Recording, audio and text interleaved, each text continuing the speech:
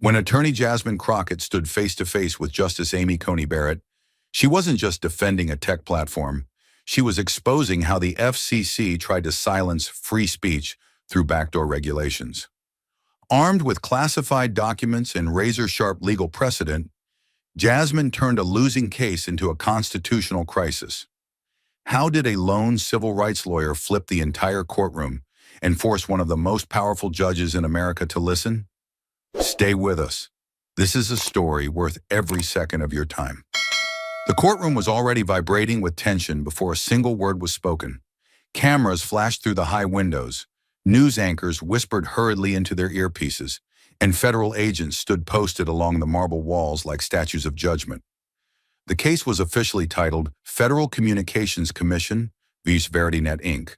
But to everyone watching on cable news, live streams, or seated in the gallery, it was clear this wasn't just about a company. It was about power.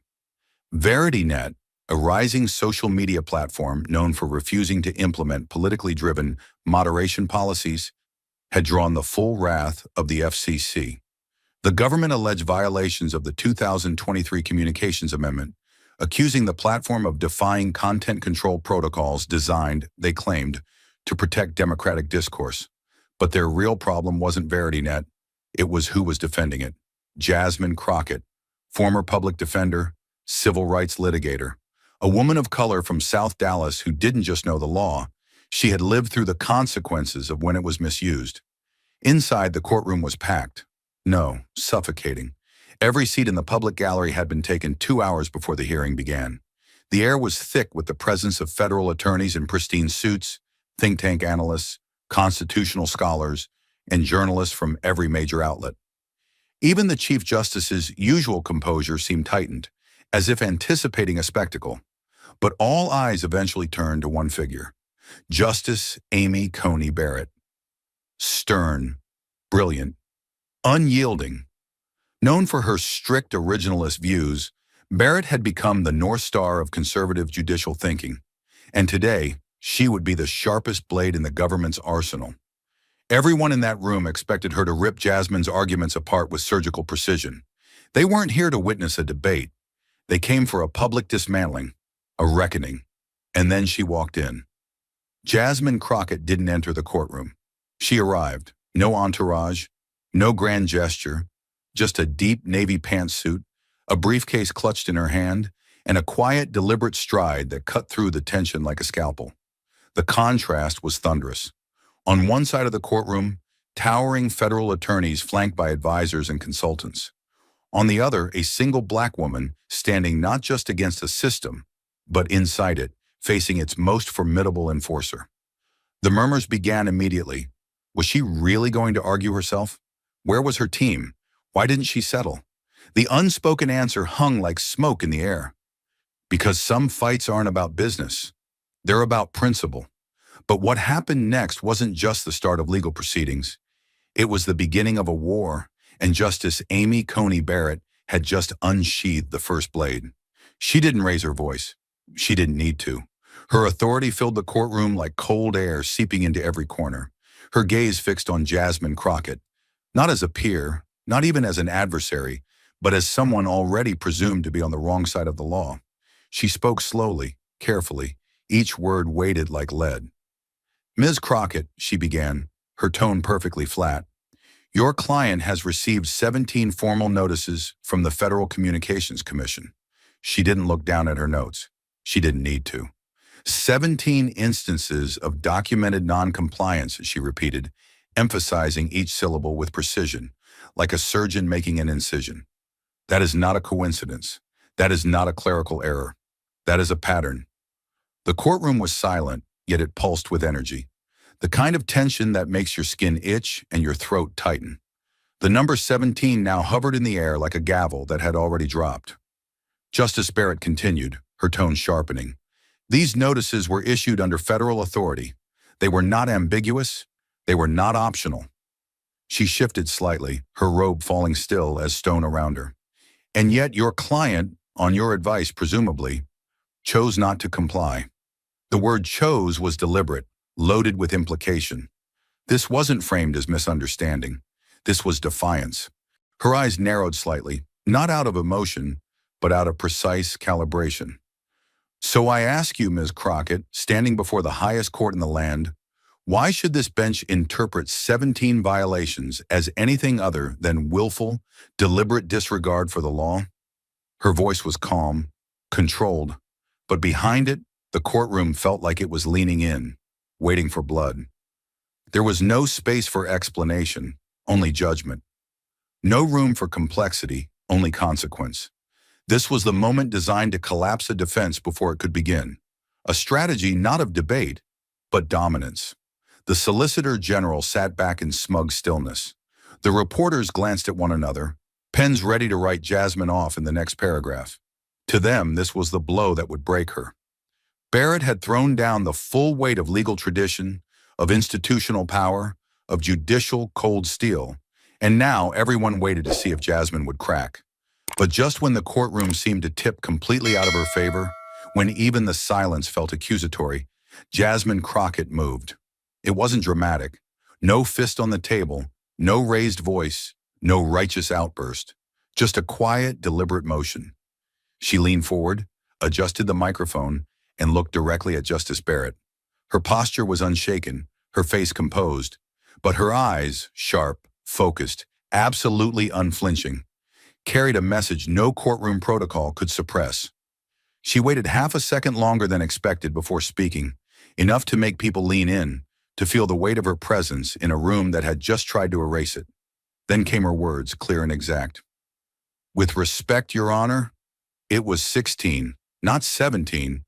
There was no anger in her voice, no sarcasm, but there was something stronger, precision, a refusal to let even the smallest falsehood pass unchallenged. The correction struck like a silent shockwave. Small, yes, but in this room, where every word mattered, it mattered. She didn't rush. She let the words settle.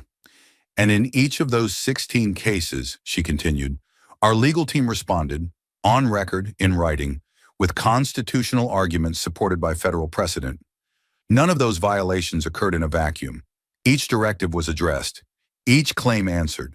And those answers, she added, her voice now firm as steel, are grounded not in convenience, but in the rulings of this very court.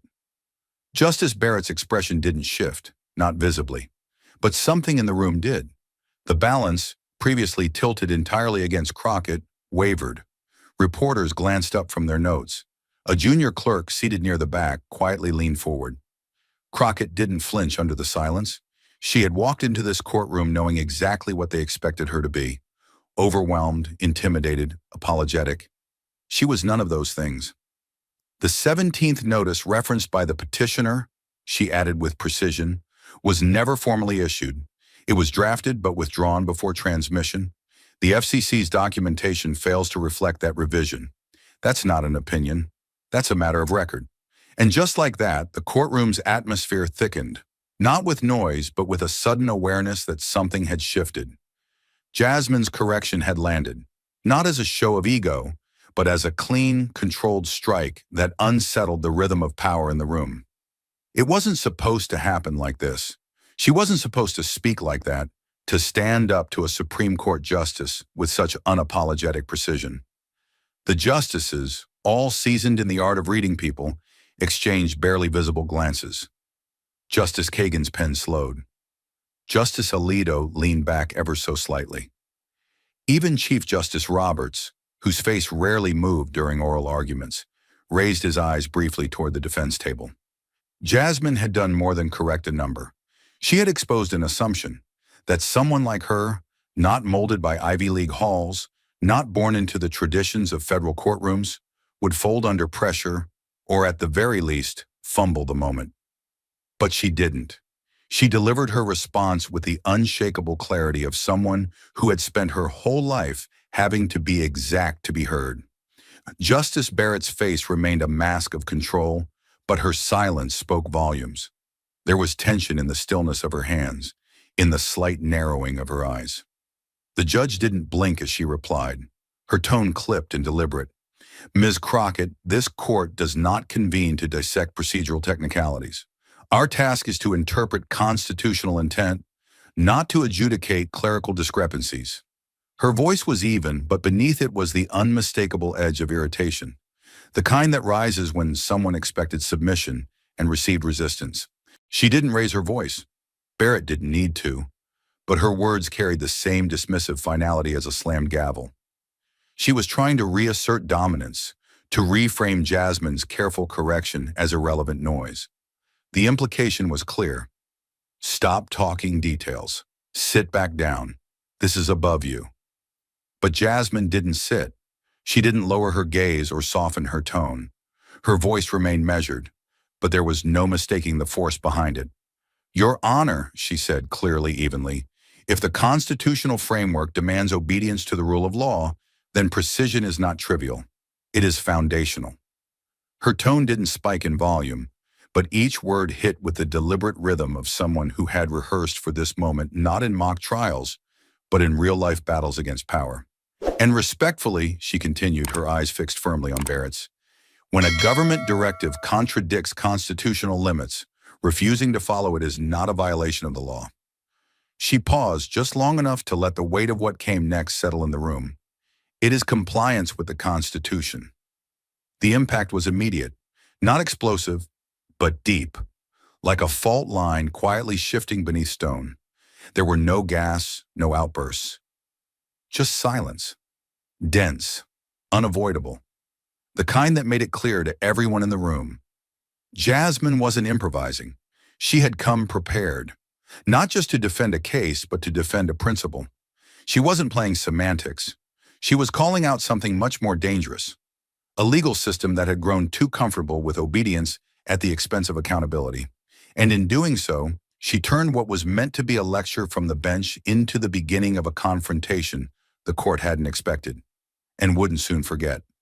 And just when it seemed Jasmine had reached the peak of her defense, just when the courtroom had begun adjusting to the idea that this woman could hold her own in front of the highest bench in the country, she moved with quiet intent that changed the entire course of the proceeding, not with raised volume or courtroom theatrics, not with indignation or emotion, but with something far more lethal in the world of law, documented proof.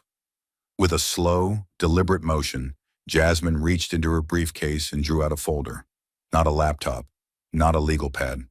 A simple maroon folder, weathered at the corners, unmarked, the kind of item so plain it almost demanded attention.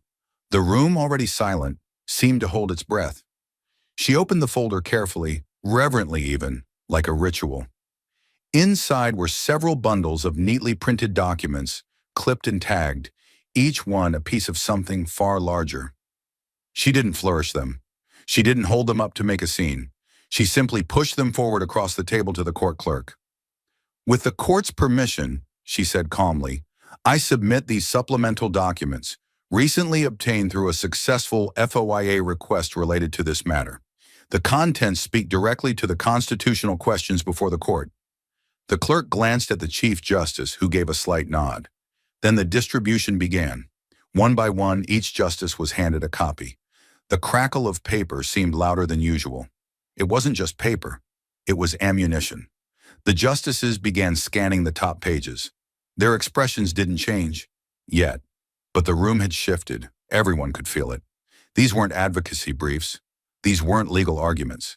These were internal FCC communications. Real conversations. Real strategy. Written in plain, direct language, never meant for public consumption. In one email, an FCC advisor wrote, following net choice, our options are limited, but if we position the moderation requirements as part of systems-level compliance, we can argue technical necessity rather than content intent. Another email responded, make sure language is procedural. Avoid terms like moderation goals. We don't want to trigger scrutiny from the court again. And then came the line that would hit like a crack of thunder inside that marble hall. Barrett blocked the front entrance. We'll frame the new rules as infrastructure standards. That gives us a side door. The words weren't veiled. They weren't subtle. They were calculated. And they were targeted at the very precedent this court had handed down. Only after the justices had turned several pages did Jasmine speak again. She didn't raise her voice. She didn't need to. The gravity of the documents did most of the work. She leaned slightly forward, her voice crisp, measured, completely in control. Justice Barrett, she began, her eyes steady, in your opinion for Net Choice versus Paxton, issued by this court in 2024, you wrote, the government may not use regulatory mechanisms as a proxy for censorship. What it cannot do directly, it may not achieve indirectly through procedural force. The words echoed faintly in the room, not because she read them theatrically, but because they were already printed in the memories of everyone in that chamber. Jasmine held her pause just long enough for the weight of that quote to settle before continuing. The communications before you show that the FCC not only understood that principle, they sought to maneuver around it. She let that land, deliberately, repeatedly, and in their own words. No protest came from the Solicitor General, no interruption from the bench. The air had thickened, not with drama, but with consequence. The narrative had changed. Jasmine was no longer merely arguing for her client's defense. She was presenting evidence of institutional subversion, of a federal agency attempting to outmaneuver this court's own constitutional directive. And she did it not with rhetoric, not with emotion, but with proof, in black and white, on government letterhead, in the very words that had never been meant to see the light of day. And as Jasmine's final sentence settled into the courtroom like ash after an explosion, something even more powerful than words began to take hold. A sudden, deliberate stillness. The kind that signals the moment everything changes, but no one dares speak it aloud. Justice Barrett didn't say a word. Her gaze, which had been locked on Jasmine moments before, with the cold clarity of challenge, dropped slowly to the packet of documents resting in front of her. The courtroom waited, watching not for what she would say, but for what she would do. She turned the first page, then the second. Her eyes scanned with the discipline of someone used to parsing every comma, every phrasing, every subtext between lines of government speak. She reached the quote, the one bearing her own words from Net Choice versus Paxton, and paused. Not dramatically, just long enough, just deliberately enough. And then she kept reading. No movement in her face, no tilt of the head. But the silence said everything. To her right, Justice Thomas sat nearly motionless, shoulders squared, hands clasped. He reviewed the same materials at his own pace, calm and methodical. And then, barely noticeably, he gave a small, tight nod.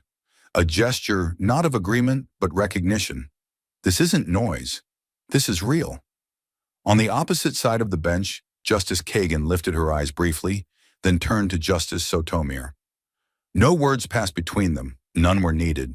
The look they exchanged, a single shared moment, carried weight. This wasn't procedural anymore. This was institutional. This was about integrity. Every justice continued reading, page after page, the rustle of paper the only sound in a chamber built to contain law, but now processing something dangerously close to betrayal of it. Then came the inevitable counterpunch, but it arrived weak, unsteady. The FCC's lead counsel rose abruptly, the screech of his chair against the stone floor slicing through the tension like an alarm someone wasn't ready to hear. Your Honor, he began, his voice taut, trying to maintain composure. The language in these emails, while perhaps informal, should not be interpreted as indicative of agency-wide intent. He was speaking fast, too fast. His words chased each other, trying to get ahead of the documents already in the court's hands. Internal discourse often reflects exploratory thinking, not settled policy. These are incomplete records taken out of... He didn't finish the sentence. Justice Gorsuch didn't interrupt with words. Just a single raised hand. Slow, controlled. A silent gesture.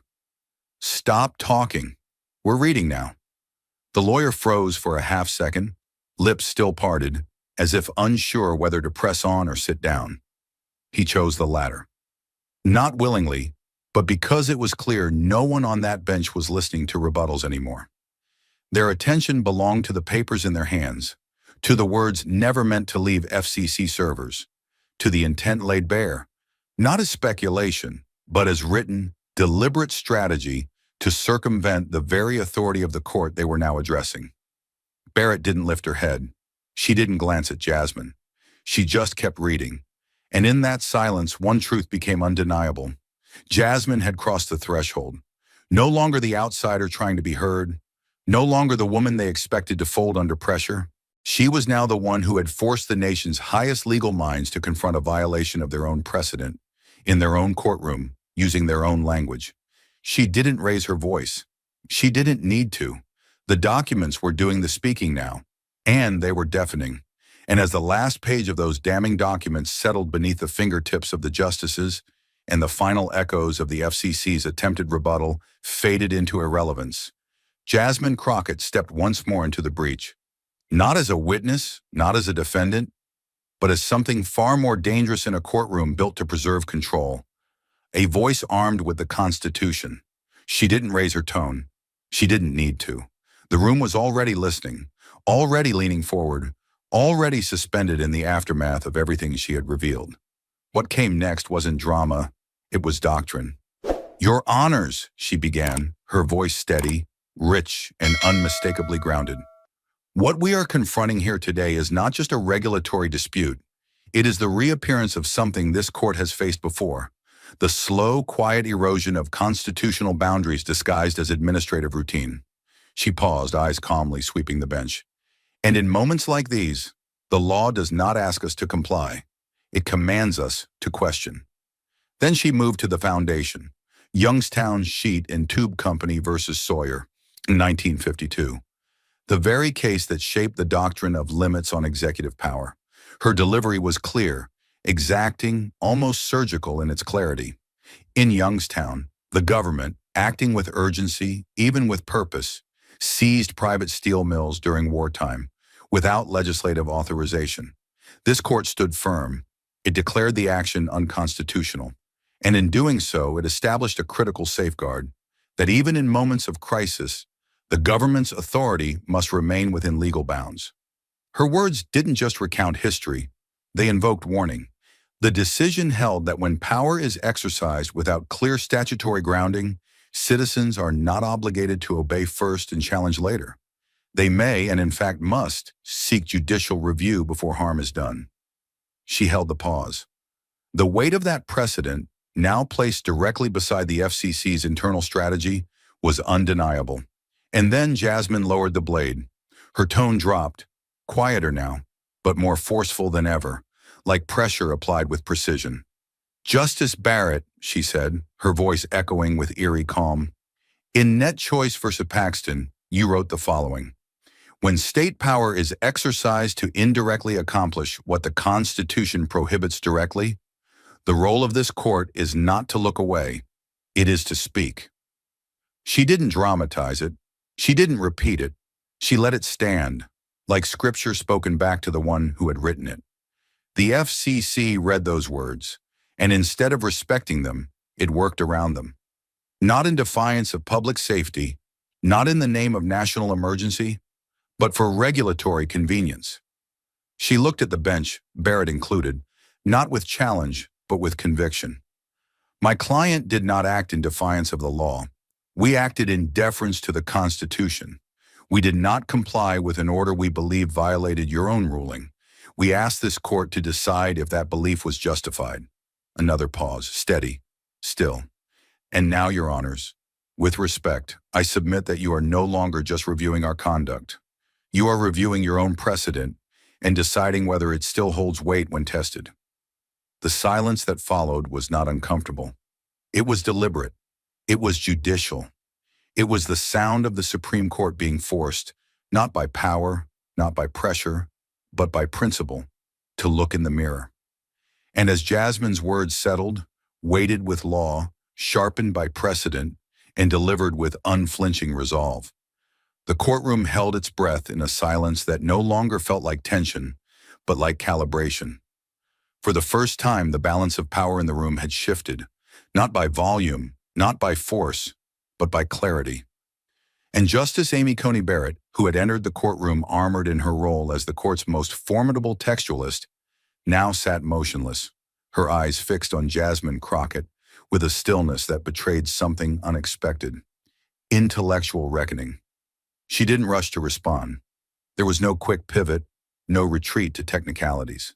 Instead, she looked down briefly at the documents in her hands, the emails, the timestamps, the quiet admissions of intent, and then back up, her gaze now not defensive, but reflective. There was no anger in her tone when she finally spoke. No authority flexed. What emerged instead was a question, measured, contemplative, and deeply human. "If your interpretation is correct," she said, her voice calm but deliberate, "why haven't others come forward? Why has no other platform raised this same constitutional challenge?" It was a question built not on doubt, but on disconnect, the tension between what she now saw and what the rest of the industry had seemingly chosen to ignore. Jasmine didn't hesitate. She knew that question wasn't just about precedent, it was about power, about fear, about silence. Her response came low, steady, and without a trace of hesitation. "Because they're afraid," she said, her eyes locked on Barrett's. "Because most companies, even the biggest ones, know that fighting the federal government isn't just expensive, it's dangerous."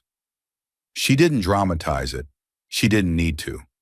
Because the cost of compliance, even when it chips away at the Constitution, is still lower than the cost of resistance. Her words weren't accusatory. They were factual, cold, lived truth. They comply not because they agree, but because they don't believe they can win. Then she leaned forward slightly, her voice quiet but laced with something far more powerful than volume: conviction. "But I don't represent them. I don't speak for the safe or the silent. I speak for those who still believe the First Amendment is more than a slogan, who believe that when the law is twisted through technicality, it's the duty of someone, anyone, to say no." Her eyes did not waver. "I represent those who don't have the luxury to stay quiet. I represent the principle that this court is meant to protect, not reinterpret for convenience." There was no applause, no gasps, just the sound of Barrett's pen slowly lowering onto the desk, untouched. The court had asked a question rooted in disbelief. Jasmine had answered with a truth it could no longer ignore. And in the echo of Jasmine's final declaration, measured, unshakable, and tethered to the very words of the court itself, the courtroom fell into a silence that was no longer tense but heavy with inevitability. No one moved, no one spoke. For a few long seconds, it was as if time had paused between the old rules and whatever would come next. The justices sat still, papers closed, eyes forward, each of them silently reckoning with the weight of what had just unfolded. Jasmine didn't speak again. She didn't need to. Her case had been made not only through argument, but through evidence, principle, and quiet, relentless resolve. The bench, once prepared to deliver a reprimand, now sat in recognition of a constitutional breach. Not theoretical, not interpretive, but laid bare in black and white, in internal documents, in language too clear to dismiss. And finally, it was Chief Justice Roberts who broke the silence. He leaned toward his microphone, his voice deliberate and composed, the kind of tone used when a line has not only been crossed, but must now be enforced. "Given the nature of the supplemental materials presented," he began, "and the potential for serious constitutional conflict, this court hereby issues an immediate administrative stay on all current and pending FCC directives related to content compliance enforcement." He looked up for a moment, not at Jasmine, not at the gallery, but across the bench, to the other justices who gave no objection. The order was done, just like that. One sentence, one decision, and everything changed. The mandates that had loomed over countless platforms, the same ones Jasmine's client had stood alone in defying, were now frozen by the highest court in the country. Not overturned, not dismissed. Suspended. Because someone had dared to challenge them. Out loud, in the right room, with the truth. Justice Barrett didn't speak next, but her movement was more telling than any words. She closed the binder in front of her gently, set her pen down beside it, and turned to her law clerks seated just behind her. In a voice not meant for public record, but heard clearly enough by those nearby, she gave a simple instruction. Begin an internal inquiry. 2 years of FCC communications. Full scope. She didn't look at Jasmine as she said it, nor did she need to. The instruction wasn't vindictive. It wasn't personal. It was judicial. The moment wasn't about punishment. It was about restoration, about integrity reclaiming its ground after nearly losing it to quiet overreach. The courtroom remained still. The FCC's counsel sat rigid, lips pressed together, no longer defending, just enduring. On the other side, Jasmine remained seated, hands folded, posture composed. She didn't smile. She didn't look victorious. Because this wasn't a victory, it was a correction. A restoration of principle in a space that had nearly let it slide. And though no one clapped, no one cheered, the energy in the room made it clear. The court had not only listened to her, it had moved because of her. In that chamber of law and power, Jasmine Crockett had spoken the truth, and the truth had held. And as the justices rose from their seats and the session formally adjourned, the sound of their footsteps on the marble echoed like the final beat of a war drum, measured, weighty, and irreversible. The courtroom emptied slowly, not with the usual routine of post-hearing chatter, but with the eerie hush of people trying to absorb what they had just witnessed. Outside those doors, however, the silence did not follow. It detonated. Within minutes of the Supreme Court issuing its administrative stay, the news broke like a seismic rupture across every major outlet in the country. Headlines lit up the digital skyline. FCC orders halted by SCOTUS in stunning reversal. Justice Barrett cites internal review amid regulatory fallout. Jasmine Crockett delivers landmark defense of free speech. On cable news, anchors barely kept pace with teleprompters as they scrambled to catch the magnitude of the story. Network commentators shifted from skepticism to shock, their voices tinged with urgency, trying to explain how a case that had begun as a regulatory enforcement hearing had turned into a national constitutional turning point. Court sketch artists' renderings of Jasmine seated alone, folder closed, expression unreadable, spread like wildfire across social media, captioned with words like resolve, truth, and not backing down. But the real storm erupted online. The hashtags exploded within hours. Asha Crockett TV's power trended first. Then came Charner Barrett listens, Nars FCC exposed, and Stand Your Ground. On X, formerly Twitter, the moment was dissected frame by frame. Clips of Jasmine quoting Youngstown versus Sawyer, screenshots of FCC emails calling Barrett's opinion an obstacle to be navigated, and the phrase, "We'll build a side door," all went viral. A short 17-second edit of Jasmine delivering her final statement, "I don't represent silence. I represent freedom," was retweeted over 1 million times in 24 hours. Memes surged, not mocking but revering. A side-by-side of Justice Barrett's net choice quote and Jasmine's live courtroom response was shared with the caption, "The law spoke." She answered. What followed wasn't just cultural, it was corporate. By the next morning, multiple technology companies began quietly reviewing their compliance policies. Internal legal teams at some of the largest platforms, names that had until now bowed quietly to FCC pressure, were suddenly reopening files, rereading memos, reanalyzing risk. One by one, questions emerged inside boardrooms. What did we accept without challenge? What did we change out of fear? Publicly, no CEOs made immediate statements, but the shift was unmistakable. Whispered through channels, leaked through anonymous sources, came the same revelation. Jasmine had exposed not just a legal breach, but a culture of silence. Then came the statements, brief at first, then bolder. A senior counsel at one major platform posted a thread. "We didn't fight the directives because we didn't think we could. What Crockett did wasn't just legal strategy, it was courage, and it's making us re-examine our own." That thread was shared by engineers, product designers, civil liberties attorneys, and even current FCC staffers.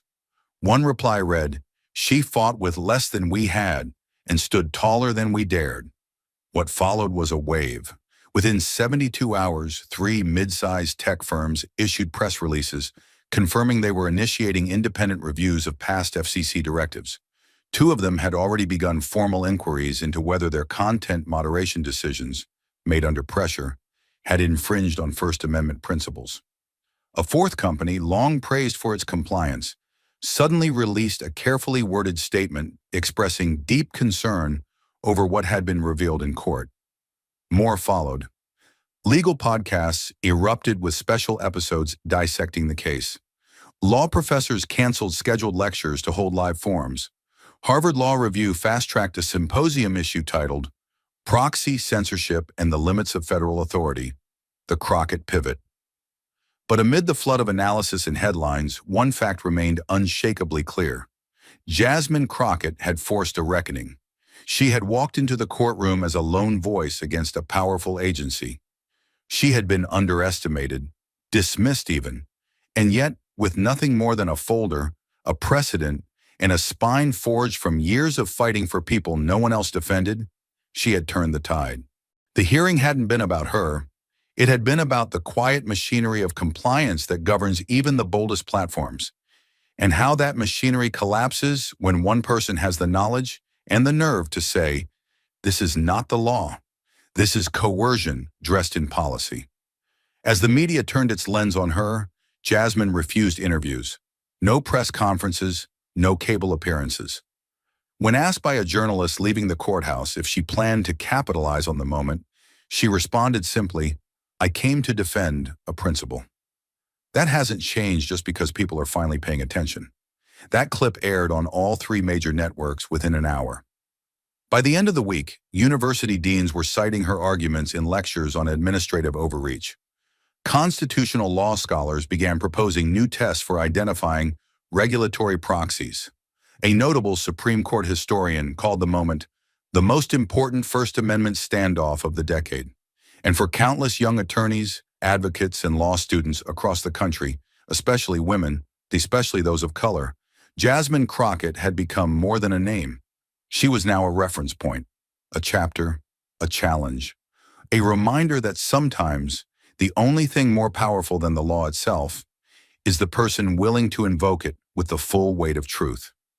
In the end, what Jasmine proved wasn't just that she was right, it was that being right still matters, even when the odds say it won't, even when the cost is high, even when no one else joins you, especially then. It started quietly, a meeting canceled, a request for documentation marked urgent, a calendar reshuffled in a way that didn't make the news but sent shivers down the spines of senior staffers.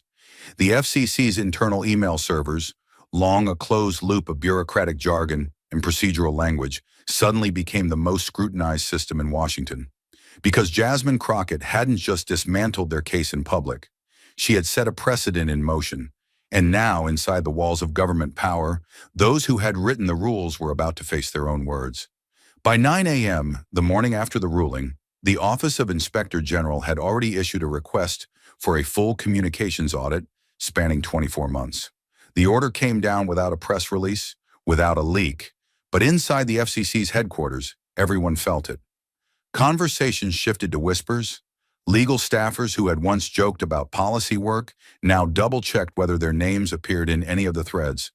Compliance officers worked overtime to catalog everything that could be tagged as sensitive language, policy workaround, or the most dangerous term of all, net choice.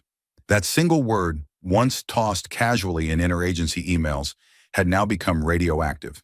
At the executive level, the agency's top legal counsel, a man once praised for his creativity in navigating complex constitutional barriers, was pulled into a 3-hour closed-door session with DOJ oversight. No notes, no phones, just questions. Lots of them. What had been the intent behind the language in the emails? Who approved the phrasing? Why had there been no internal pushback? The questions came measured, polite, but relentless.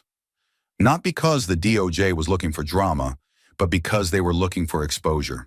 Exposure to liability, exposure to intent, exposure to how close a regulatory agency had come to trampling a Supreme Court opinion with procedural tricks.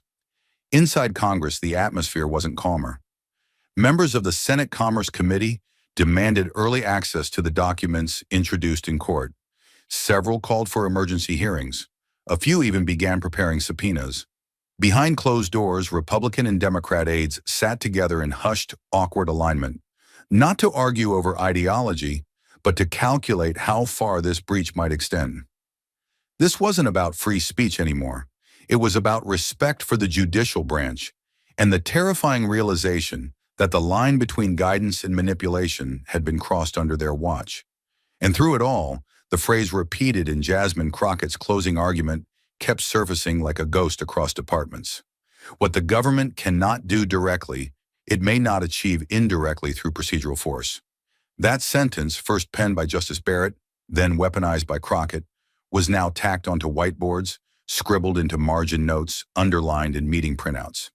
It wasn't just a quote anymore. It was a standard, one that agencies across Washington were now scrambling to prove they hadn't violated. Midweek, a series of internal memos from the Department of Homeland Security began surfacing for quiet review. Then the Department of Education. Then Health and Human Services. Not because Jasmine had accused them, but because her victory had raised a larger, more dangerous question. How many other agencies had interpreted regulatory enforcement as a workaround to constitutional constraint? The shock wave wasn't just local, it was government-wide. What Jasmine had cracked open wasn't a single policy, it was the habit of power-bending law for efficiency, for convenience, for unspoken ends. Inside the FCC, tempers flared. By Friday, 3 senior communications officers had quietly requested temporary leave. 2 had lawyered up. 1 openly wept in the hallway after realizing her name had appeared on the email string titled Side Door Strategy. Those 3 words, once tossed around as clever shorthand, had now become a phrase likely to appear in history books and in court records, possibly under oath. Department heads convened emergency roundtables to discuss potential scapegoats. But as one mid-level policy director bluntly put it, you can't blame this on one person. This was the air we breathed, and that was the problem. For years, enforcement had become its own language. Agencies, constrained by constitutional rulings, had learned to speak in what one DOJ official called soft coercion, language that didn't command, but incentivized, that didn't mandate, but established expectations. The FCC had mastered it, had trained new hires in it, had written it into the DNA of its compliance protocols. And now that entire culture was under siege. A private firm specializing in federal compliance audits received a sudden uptick in contract requests from agencies fearing their own internal language might one day be introduced in court like Jasmine had done, without warning, but with devastating precision. What Jasmine exposed wasn't merely the FCC's overreach. It was the playbook of subtle authoritarianism, written in memos, buried in jargon, signed off in hallway conversations that never expected to see sunlight. It wasn't lost on anyone in the legal community that this reckoning had not come from a tech CEO, a politician, or a high-profile firm. It had come from a woman who had walked into that courtroom with nothing but a binder of documents, an encyclopedic knowledge of constitutional law, and the kind of discipline only forged in the fires of real public defense. That fact disturbed more people than they admitted, because if she could do this, who else might try? Meanwhile, quiet outreach began between agencies and the very platforms they had once guided. In several high-level meetings, federal liaisons, those once tasked with advising tech policy, asked for off-the-record discussions, not to instruct, but to apologize, to say, in effect, we might have gone too far. We didn't think it would get this far. The companies, once cowed into silent compliance, now held leverage, and some were beginning to use it. One senior legal officer at a major platform reportedly said during a closed briefing, "We've been quiet because it was safer, but now we've seen what happens when someone speaks. And the agencies, they blinked." By the end of the second week, the administrative stay issued by the court had become more than a pause. It had become a symbol, a crack in the armor of unchecked regulatory momentum. Across Washington, attorneys were rewriting language. PR teams were sanitizing statements, and oversight officers were doing something they hadn't done in years: reading precedent with fear. Because Jasmine hadn't just introduced documents, she had reintroduced the court as a real limit, not an abstract principle, but a barrier with teeth. She had reminded the system that even procedural power is still power, and power in a republic must answer to something greater than itself. And while Washington twisted, spun, and recalculated, Jasmine Crockett said nothing. No victory tour, no press campaign, no speeches. She returned to her firm, closed the door, reviewed new cases, and let the system do what it had forgotten to do on its own: check itself. The shock waves hadn't ended in the courtroom. They had only begun there. It didn't start with a speech. It didn't start with a tweet, a press tour, or a viral clip. It started with silence, the kind that follows when the world tries to turn you into a symbol, and you refuse to let them write the narrative for you. The morning after the Supreme Court issued the administrative stay, media outlets scrambled to locate Jasmine Crockett. Journalists camped outside her law office. Production studios reached out with offers, docu-series deals, book agents, biopic inquiries. One network offered a seven-figure sum for a sit-down exclusive. She said no, politely, firmly, and with finality. She didn't want the spotlight. She hadn't fought for visibility. She had fought because the Constitution demanded it. And now that the battle had passed, she simply wanted to return to her work. But the country wouldn't let her go that quietly. By day 3, she was trending in 50 states, not just in legal circles, but on fashion blogs, political memes, tech podcasts. Her courtroom photo, hair pulled back, binder in hand, eyes forward, became a digital monument. The image was plastered over the words, "I don't represent silence, I represent freedom." Overnight, the phrase became a rallying cry, not for politicians but for public defenders, policy reformers, and everyday citizens who had long felt the law belonged only to those born into its halls. And yet, through it all, Jasmine kept her head down. She refused comment. No podium, no parade. She returned every call from her existing clients before she returned a single one from the press. She still took eviction defense cases. She still showed up at legal aid clinics. When a local journalist managed to ask her, "How does it feel to be the face of constitutional resistance?" her answer was quiet but surgical. "I'm not the face. The Constitution is the face. I just made sure someone looked at it." Still, the story spread. Late-night hosts praised her precision. Law students built Reddit threads breaking down her courtroom logic line by line. Professors uploaded lectures titled "The Crockett Moment." Editorial boards across the ideological spectrum, from the New York Times to the Wall Street Journal, published op-eds in rare agreement. What Jasmine had done was not just legally sound, it was morally necessary. She hadn't embarrassed the government. She had reminded it of its limits. But for Jasmine, the attention came with discomfort, because she knew the truth that others were just starting to understand. Icons are often created at the expense of complexity, and she wasn't interested in being simplified. They didn't know about the nights she'd spent poring over case law by a single lamp after everyone else had gone home. They didn't know how many times she'd been dismissed in earlier courtrooms, judged for her race, her tone, her choice to speak without softening. They didn't know about the rejections from firms who told her she was too combative, or the clients she lost because opposing counsel whispered she was too radical. They only saw the victory. They didn't see the bruises, and still they tried to lift her higher. By the second week, she was receiving invitations to law schools across the country: Yale, Harvard, Columbia. Some wanted her to guest lecture. Others offered visiting fellowships. One prestigious program offered her a full-time post to redefine constitutional litigation in the modern era. Jasmine declined them all, not out of pride, but out of principle. "I didn't fight to teach theory," she told a colleague. "I fought because people needed someone to stand up and mean it." But whether she accepted it or not, the world had already started writing her into history. A documentary team released a short film titled "The Folder That Shook the Court." It was just 9 minutes long, narrated over sketches of the hearing and excerpts from court transcripts. But it was viewed 22 million times in a week. High school civics teachers began using it to teach the First Amendment. One school district in Illinois renamed its annual constitutional debate tournament the Crockett Invitational. None of this was coordinated, none of it funded. It was organic, it was real, it was unstoppable. Still, Jasmine stayed grounded. When a local community college invited her to speak, not on national television, but in a classroom of 28 students, she accepted. She sat in a circle, not at a podium. She answered every question, from "What's it like being in front of the court?" to "How do you stay calm when the system is stacked against you?" And at the end, when a student nervously asked, "Do you think I could ever do what you did?" she paused, then smiled, gently, not triumphantly, and said, "The law doesn't belong to who's loudest. It belongs to who's ready.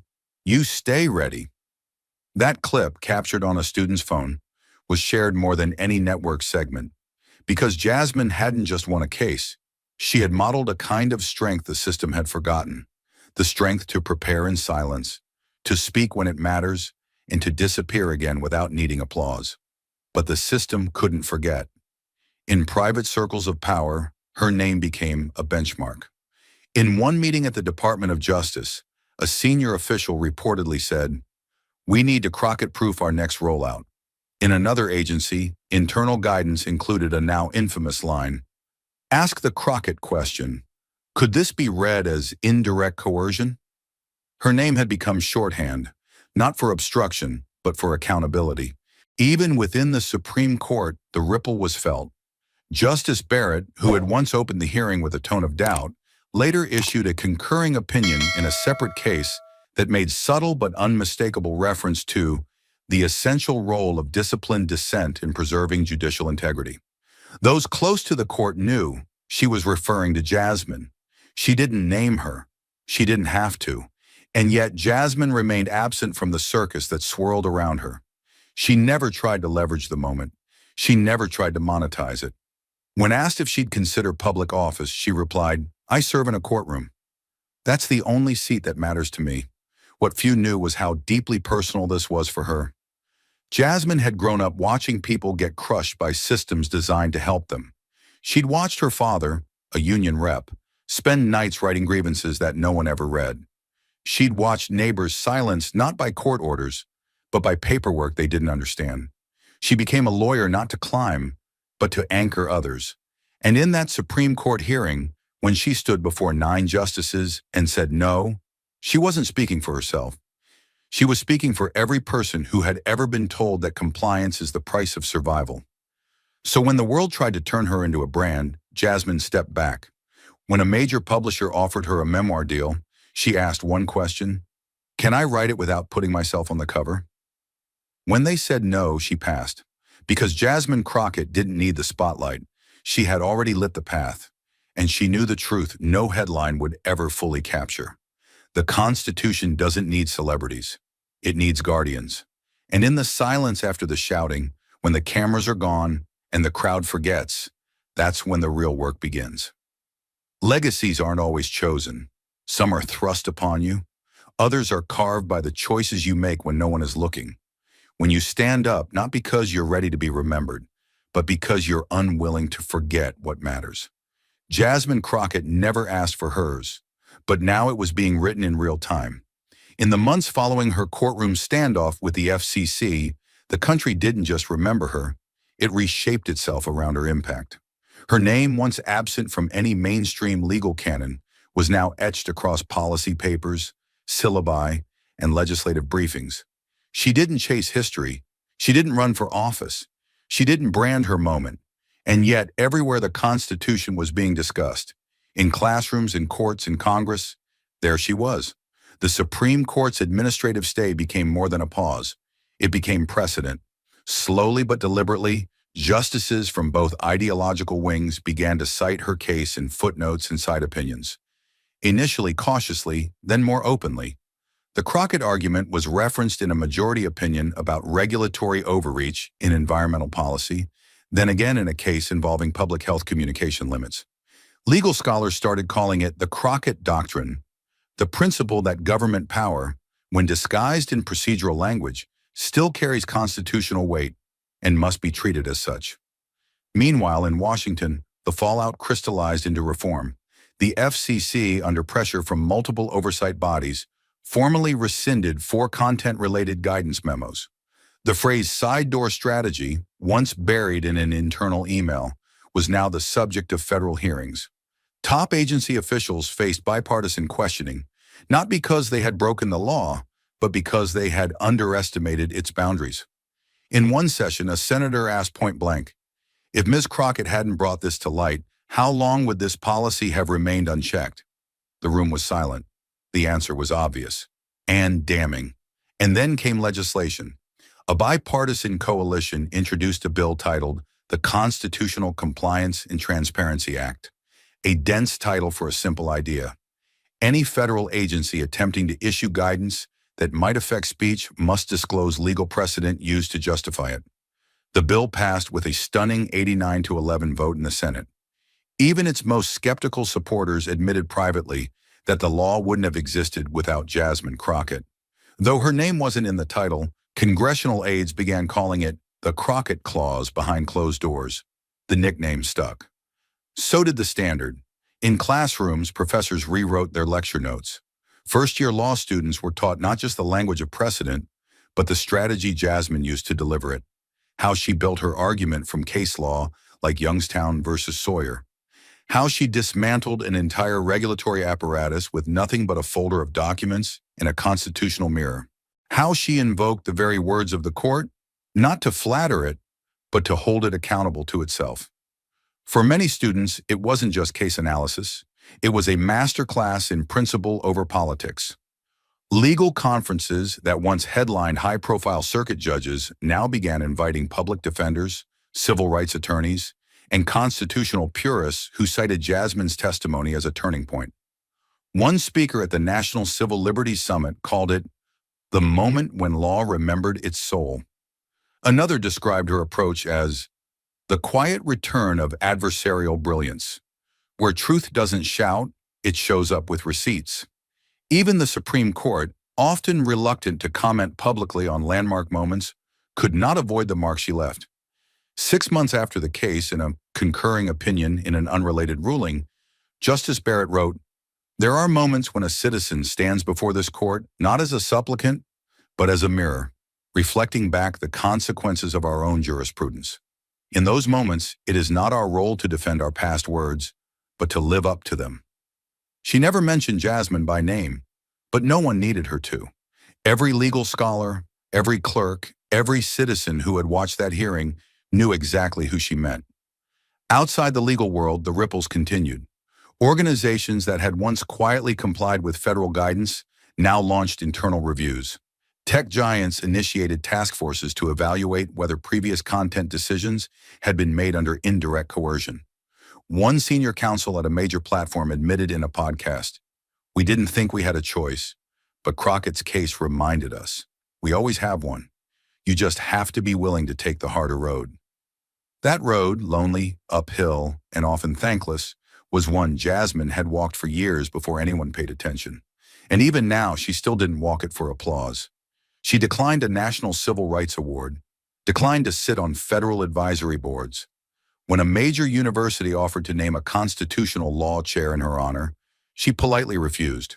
"Name it after the principal, not the person," she said. "Let the students chase truth, not me."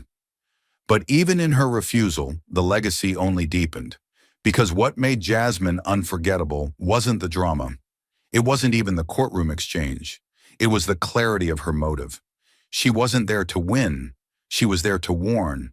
And because she stayed humble in the face of history, history responded not by idolizing her, but by respecting her, deeply, permanently. Community legal organizations began raising funds in her name, without her asking. One initiative provided scholarships for Black women entering constitutional law. Another created a database of FOIA-ready resources for attorneys facing federal overreach. Jasmine never promoted these programs, but when she found out, she quietly donated under aliases. Because her fight was never about recognition, it was about preservation of truth, of law, of dignity and defense. And while the world continued to move forward, Jasmine did what she had always done. She kept showing up, quietly, relentlessly, one hearing at a time, one case at a time. She stood beside people who couldn't afford the kind of representation she had given the Constitution itself. Because to her, it wasn't different. Every person who stood up against wrongful power, whether in a housing dispute or in front of the Supreme Court, deserved the same fire, the same respect, the same precision. Her name now lives in decisions, in footnotes, in oral arguments across the country. Law students will one day recite her phrases, quote her case, build from her logic without even realizing they're walking a path she carved with bloodless brilliance.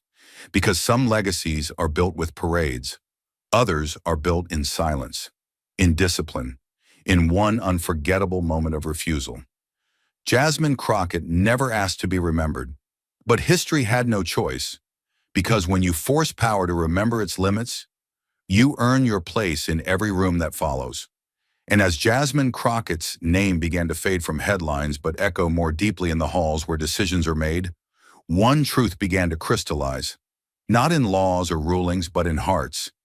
This story was never just about regulation. It was about resistance. It was about one person standing up in the one room where everyone expected her to shrink. There's a kind of bravery the world doesn't celebrate because it's too quiet. It's not loud enough for applause. It doesn't fit in a tweet or a quote. It doesn't always wear a robe or carry a badge, but it shows up anyway, fully aware of the weight stacked against it, and decides to speak when silence would be safer. Jasmine's lesson, the one that shook a courtroom and then spread like wildfire across a complacent legal system, was not that power can be confronted. We already knew that. Her lesson was that power can be confronted and still lose, because this system wasn't built for her. Not her skin, not her voice, not her sharp, unflinching command of precedent delivered from the mouth of someone they never expected to command anything. They didn't prepare for someone like Jasmine. They prepared for what they thought she represented, another defiant voice without weight. But Jasmine wasn't just defiance. She was discipline. Her argument didn't land because it was loud. It landed because it was exact. Her words weren't performance. They were structure. Every sentence, a brick. Every precedent, a steel beam. She built something in that courtroom that couldn't be torn down. And through that, she exposed something darker. The system didn't fall into overreach by accident. It did so because no one expected to be challenged, at least not by her. That is the human injustice at the center of it all. Not just that the FCC abused power, but that they believed no one would ever stand up to it. That silence could be assumed, that compliance would be reflex, that the courtroom would hold no one brave or prepared enough to pull back the curtain. Jasmine didn't just pull it back, she burned it. But let's not forget what it cost her to do that. This story isn't just inspiration, it's a warning. Because the same world that now praises her tried to bury her in expectation, in presumption, in isolation. Before the ruling, she stood alone. She sat at that defense table, flanked not by fame or fanfare, but by doubt, by murmurs from legal commentators who called her decision to speak directly to the court reckless, miscalculated, even naive. But she didn't fight to be liked. She didn't argue to be remembered. She stood because she knew what silence would cost and who it would crush next. And that's the lesson. Sometimes the most powerful fight is one you walk into already knowing you may lose, but knowing that not fighting would be a greater defeat. Jasmine didn't just make a legal argument. She made a moral one.